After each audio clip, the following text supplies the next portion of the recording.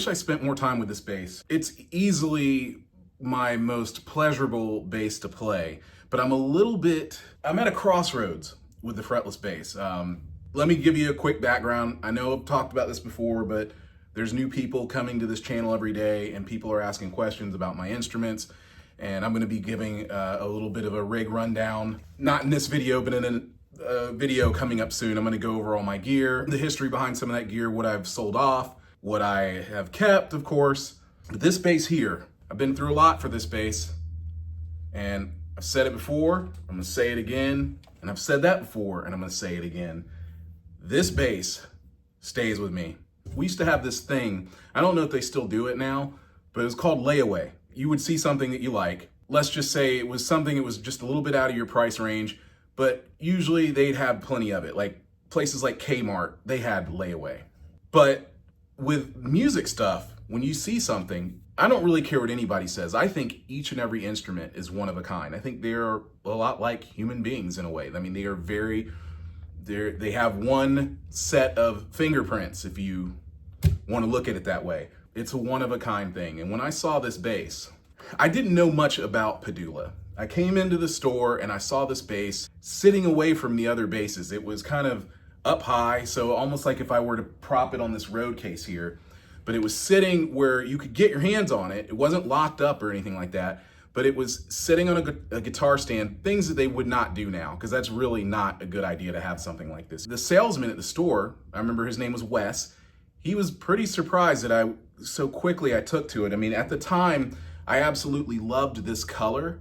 I'm gonna be totally honest with you, I'm not crazy about this color anymore. If I could do it over again, I would probably wait, or I would probably keep hunting for a natural finish. Like, I wish I don't care how boring it is. I know that this is kind of a lonely camp, but there's a reason that instruments like this, they don't turn up very often.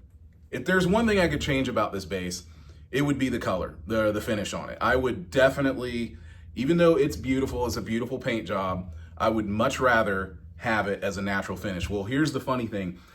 Before Michael Padulla retired, I contacted him, and I think it was let's just say it was 15 years ago. And I think that's pretty accurate. It was definitely 2010. So 15 years ago, I contacted him and I asked him if he could refinish this bass. I didn't want him to do anything I wanted him to leave the neck as it was. I didn't want to do anything different.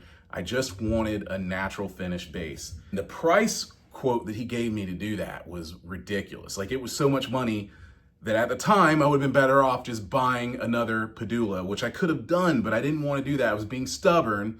And I said, no, I want to do this. And he was like, why though? Why? Like, why do you want to change the color of it? Is it really that bad? He's like, are there chips in it? I said, no. I said, one time the instrument slipped and it bumped something and it put a nick on the back of the neck. I said, but I don't really mind it much. It's a little bit, the nick is almost where the second fret would be. So it's almost like it gives the bass character, because I know when my thumb is on that area, like, you're in a club, you're playing and the lights go down, you want to know where you are. That's one thing about these basses. When you play an instrument a lot, you start feeling exactly where your hand needs to be on it. So I kind of don't have a problem with the fact that it got nicked on the back. You can't really see it anyway, but you can definitely feel it. It took a chunk out of the wood, and your thumb is right there, and that I'm right where I need to be, So I do like that about it. About that accident, sort of a happy accident in that way. I do wish that nick was just a little bit closer to the headstock, and it would be perfect. But still, either way, I decided not to do that, not knowing that within 7 years of our conversation that he would retire. So for a decade and a half, I did not play this bass with any bands, and I got this urge to play with it. I was playing with this band that kind of had like a jazz funk fusion feel to it, and I was playing the precision bass a lot, the old vintage P bass, and I decided, you know what? Let me get this thing out and start playing with it. And as soon as I started to play with it, the first person who noticed was my drummer, who's very critical of everything. And he says, man, I don't know what it is. I think that you should just go all in on it. He goes, yeah, I'm not crazy about the color, but he's like, you're a different kind of player when you're playing this bass, man. You just go for it, and you've got this thing going on with this bass. You have a chemistry with it that it's undeniable. And he goes, I think this is your bass, really. He goes, I can tell you're a different guy with this bass. This is the bass you really love to play. You should play it. So I took his advice on that, and I kept playing it a lot and using it. And then we had this gig, and we were playing, and all of a sudden the electronics like totally crapped out on me in the middle of the gig. It was super embarrassing. I had to stop playing. It was like coming over the PA, everyone could hear it. And I'm just sitting there, and it just sounds like a fireworks show's going off inside of my bass. I mean, it really sounded terrible. It sounded dreadful. So I think I ended up finishing that set. I had to use a different bass. I would always bring 2 basses to a gig. So I'm not quite sure which bass I ended up playing at that show. One time we were playing a gig, and I ended up using the acoustic electric bass, which you guys have seen in the other videos, and it worked out really well. But I was really disappointed. Like, after that happened, I put this bass back in the case. I took it to a few people to see if they could straighten it out. They said they'd straightened it out, but they didn't straighten it out. And I got tired of it, and I said, you know what? I don't want to play this bass anymore. I'm done with it.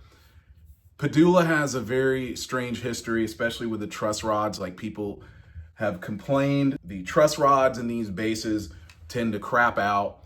Overall, these basses have a great reputation, but that is the one overall caveat that I hear people mentioning about this bass is, like, depending on the year, there will either be, actually there's 2 things. I'm sorry, there's 2 things. Some of the Padulla basses have a toggle switch here, and people have said that those aren't very good. And then there's the truss rod issues.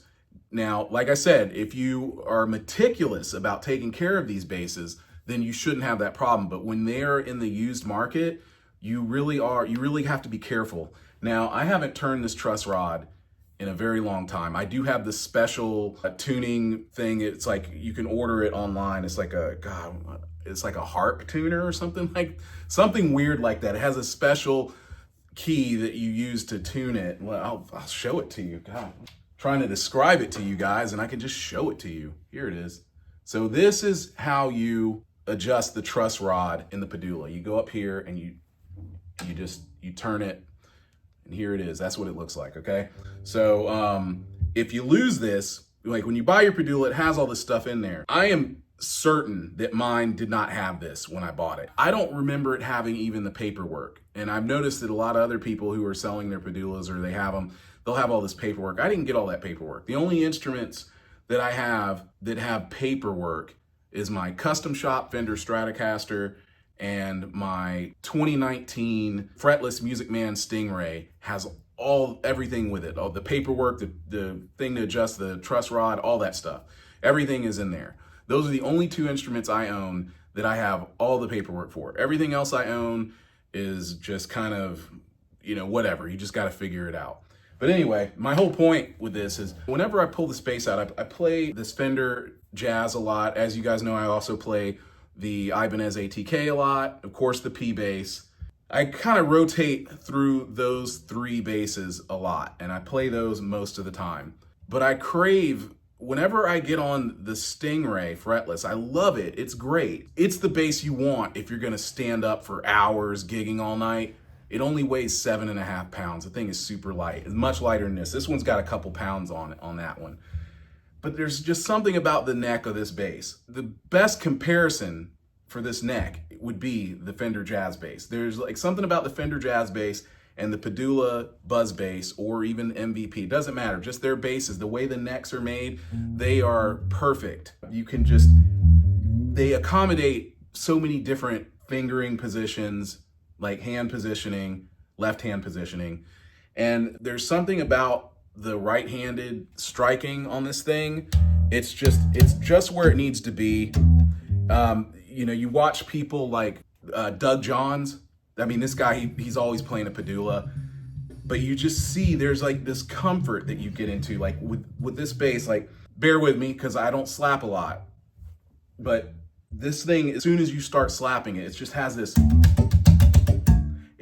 feel to it. It doesn't really doesn't matter which way you slap it. You know, it just has that, it has a very fast and easy feel to it, a very accommodating feel. So it's very accommodating to the hands. It's just like this bass, when you put it on, you start playing it, it just says, do whatever you want with me. I'll give it to you. You know, it puts out, you know, and it puts out really nicely.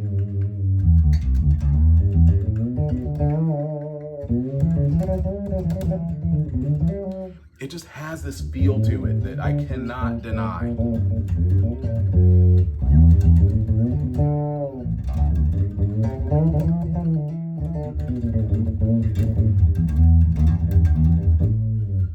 So I could play this thing all day, really. But my only issue, really, right now, more than anything, even the action, it's not super low, but it's low enough for me. It's fine with me. I don't need it super high. Like after playing these other basses, whenever I go to this thing feels a little too easy to play. If I could do it again, but I would have invested in buying one more of these instruments. So really quick, I'm gonna tell you this story again because I think it's important to mention this. When you find an instrument that works for you, you should really think twice before you let it go. And I'm gonna tell you why. I traded this instrument. Before I traded it, I fiddled with the pickups. And that's why I'm having issues with the pickups. This is not Bartolini's fault. This is not Padulla's fault. I took these pickups out and put EMGs in. I saw all these other guys doing that, and I thought EMG was the right thing for me. It was terrible with this bass. It sounded terrible. It was way too hot, super loud, distorted almost to a point. I hated it. I absolutely hated it. I said, oh my God, what have I done? I went back to the guy and I said, listen, I don't know if you can remember, but I need you to put this thing back the way it was. And he's like, yeah, no problem, I can do that. He puts it all back, puts the Bartolini stuff back in there, and it was just never the same. It's been crackling or giving me that white noise sound ever since. It just will not straighten out. Like I've taken it to countless people, reputable people. It just never worked out. I got in touch with Bartolini. They knew everything about this bass and the electronics that were in it. Like the guy said, send me a picture. I just want to make sure. He's like, yep, those are solid electronics. He's like, tell you what, go to this guy. He's actually in Atlanta. He's one of our go-to guys. Go to him. He will straighten out your instrument. I promise you. So I called the guy and I had a good conversation with him. He said, I don't think there's anything wrong with your electronics. He's like, I think it's something with the pots. Like, just let me check it out. You need to leave it with me though, and I'll take it home and work on it. I'm like, I don't know if I want you to take it home. And another guy had looked at it too, just right before then, and he was like playing it and fiddling it, and he was bending on it. And I was like, oh, don't do that. It just kind of freaked me out because he was being really, you know, like, I'm kind of a little bit like, you know, I go for it when I play the bass. I mean, I play it hard, but I don't bend. I do this. I don't bend this on a fretless. I do not bend the strings on a fretless. Now, I used to, and you can see it. You can see the marks in the neck from where, you know, maybe not, but you can see where it's the lacquer finish is worn away because I used to just dig into this thing and kind of see. So he was doing this. I'm going to do it now because I don't have much to lose. I'm not going to do it all day. But anyway, so I went to a guitar show and I traded this bass for a custom shop Fender Stratocaster, which I still have today. It plays like God. You can say what you want about the finish on it. I don't care. The thing is awesome. It's a great guitar. Would I like it if it had a natural finish like this jazz bass? Absolutely. I wish to God all of my instruments were natural finish. I don't want to see paint on anything. You know, I just don't. Unless it's a car or something that needs to be painted, I don't want to see it. If it's made of wood, I want to see the wood. You know, that is just the way I am. I'm never going to change. I'm always going to be that way. And I really, in a weird way, I was kind of settling when I took this because I took it off that stand and I played it and it just spoke to me and it says, I'm your bass. I'm the one. Take me home with you. So I put the money down on it. I'm jumping way back in my story. I put this thing on layaway and I don't know, I put like $100 down or something. I would come in there every couple weeks or so and put down some more money until I had gotten to $1,200 and then Wes handed me the bass and says, congratulations. And I got my bass and I did not part with it. So some tips for people out there, who want to play fretless. I'm going to get back to the rest of that story about me trading the bass. So this bass, I trade it. This guy takes it to Alabama. And that night I couldn't sleep, man. Couldn't sleep at all. Called the guy the next day. I said, please, do you still have my bass? He said, yeah. I said, man, can I buy it back from you? I said, I love the guitar. I played it enough and fiddled with it enough to know that I need to keep this Stratocaster. So I'll keep it, but please be gentle and sell me my bass back. And he basically sold me my bass back for the price that I paid for it. And so I went and, I got the money together, I scraped the money together. I drove to Dothan, Alabama. I bought my Padulla back, and that's why I named my Fender Stratocaster Alabama. But when you get a fretless bass, especially one like this that does not have lines on it, you need to put in the time, you need to play it all the time. You don't play anything else, okay? I'm telling you right now, give up everything else. Because the moment you start going back and forth, you will start having issues. You will start to question yourself. You will start to doubt yourself. And then you will ultimately, probably more than likely decide, you know what, this fretless thing isn't for me. I see fretless basses for sale all the time that people thought they wanted to get into it. This happened to me with the upright. So remember the Music Man Stingray duo I told you about that I loved so much? I traded those for a stupid ass upright bass, for a 1939K upright bass. I can't believe I did that, but I did. One day I finally realized, you know what? I am not an upright bass player. It is not for me. It is not for anyone who is not going to put in the time and use it as their primary instrument. I'm sorry, but not everyone is gonna be like Steve Bailey or Les Claypool or I'm spacing right now. I'm embarrassed that I'm forgetting, but there are so many virtuoso bass players. John Patitucci, these guys play 6-string bass, they play fretless bass, they play upright bass, they do. Actually, John Patitucci, I don't see him playing electric fretless bass very much. I usually see him either playing 6-string Ken Smith bass. He was one of the guys who led me to go buy one. And the upright, these guys go back and forth. They play all day. They eat it and sleep the bass in every form of bass. More power to those guys. They are great. I love them. I admire them. They are awesome. But I'm not one of them, and I had to realize that. So personally, I think that when I put in the time, and when I was putting in the time, and this was my only bass, God, man, I would not want to cut heads with my 19-year-old self. Not at all. I wouldn't want to meet that kid in a dark alley to cut heads because he'd destroy me. Because when I was 19, I was always with this bass. I would sleep with it. It didn't matter. Girl with me or whatever. I mean, the bass was in the bed with us, man. I played this thing constantly. And that's what you have to do. If you're going to do this, do that or don't do it at all. Seriously. Because then one day you'll be down the road and you'll be like me and you'll be like, man, I've got all these instruments here and I can only play one instrument at a time and I can only devote so much time to that instrument. What's it going to be? I have to make a choice. Ultimately, if I had to really choose, if someone said, that's it, your house is on fire. You get to run back in, you get to get one instrument. That's it. It's this one all day long. This is the instrument I have history with. These other instruments that I have, like the 1966 P bass is a perfect example. I've done so many special things with that bass. I've been in and out of studios with it. I've done all these recordings with it. I've done tours with it. It has been everywhere with me. But guess what? Before it landed in my hands in the year 2000, 34 years before that, it was in the hands of countless other musicians. They had history with it. And I don't know, call it silly, but I feel like I don't have the same history and connection with it. This one here, this was not used. At least it was sold to me as a new bass. The guy just said no one wanted to step to it and they didn't want to take it on because it didn't have lines.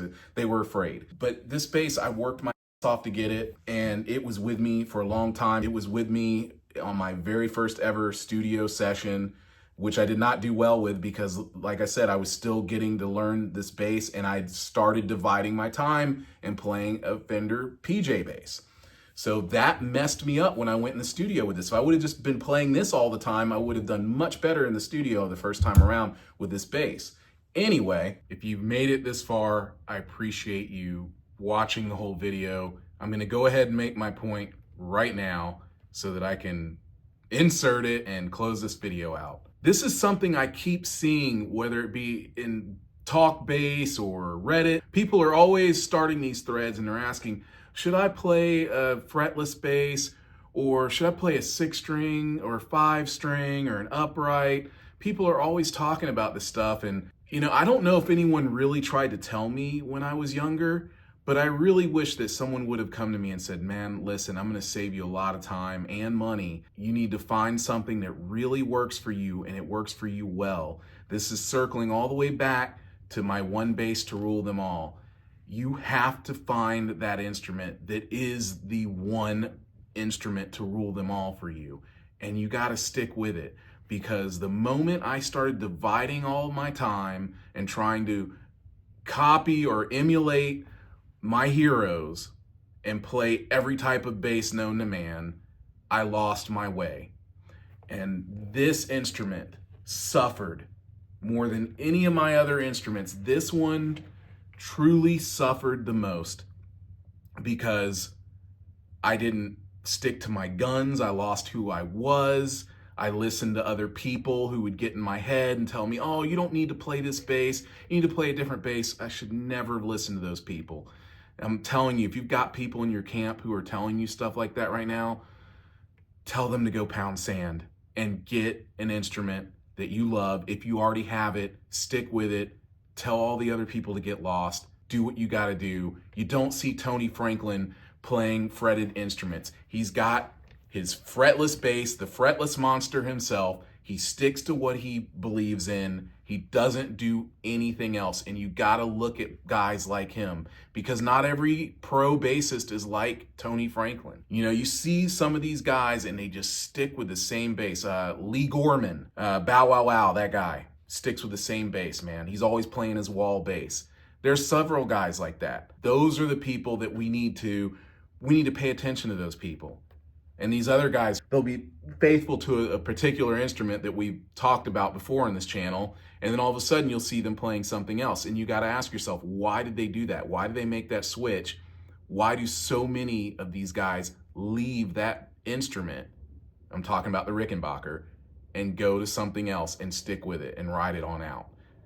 That's what we're going to get into in the next video. And by all means, tell me, what does it for you? What is that instrument that the sun rises and sets with for you? I would love to know. Please leave it in the comments below, and I'll catch up with you guys soon. Thanks for watching.